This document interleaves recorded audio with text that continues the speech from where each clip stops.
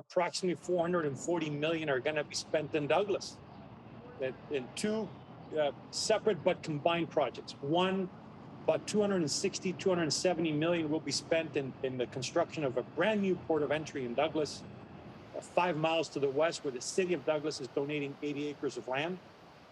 And that's going to permit the federal government to relocate commercial traffic out of downtown Douglas, Agua Prieta, to a new state-of-the-art, you know, beautifully designed, latest in technology port of entry. And then the other 180 million or so are going to be used to modernize the existing port of entry downtown and really focus on expediting and providing a better experience for visitors. And that's a huge boon to the retail market, retail sector, tourism, restaurants, hotels, stores.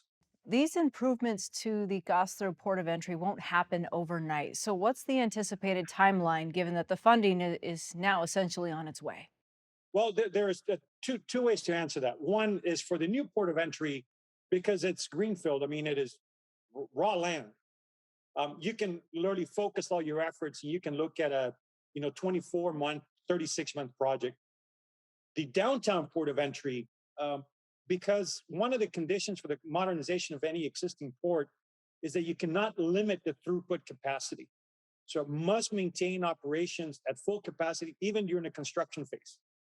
That's where those projects that have to be done in phases for construction, those will take, 45, 50, 60 months because they must maintain operations during a construction period.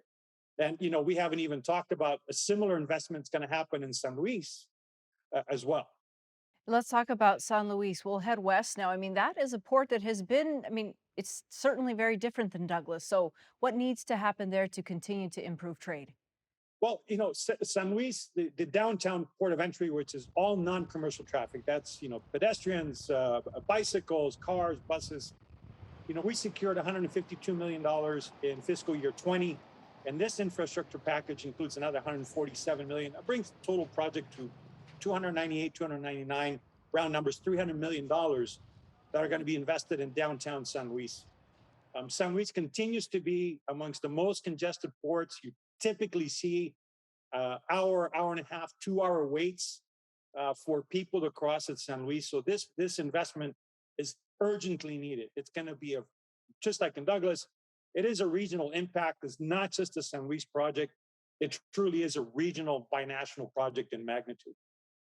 Luis, what does this sort of infrastructure package mean for border communities that rely so heavily on sales tax revenue from Mexican neighbors? The projects themselves, because they're so large. I mean, this is probably the single largest projects that are going to happen in Cochise County and Yuma County and decades. The projects themselves have a huge economic spillover effect. As we were discussing, these are projects that don't happen in 6 months, it's years. That means 200, 300, 400, construction workers and architects and engineers and are going to be residing in those communities for months at a time. So the construction project itself will have a huge impact.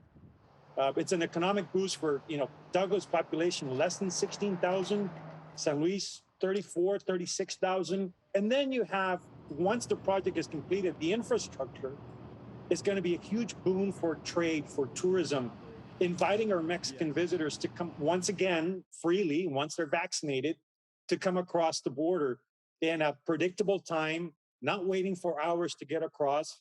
So these projects have, short-term impacts because of construction, but generational impacts once the infrastructure is completed. Luis Ramirez, thank you. Thank you, Lori.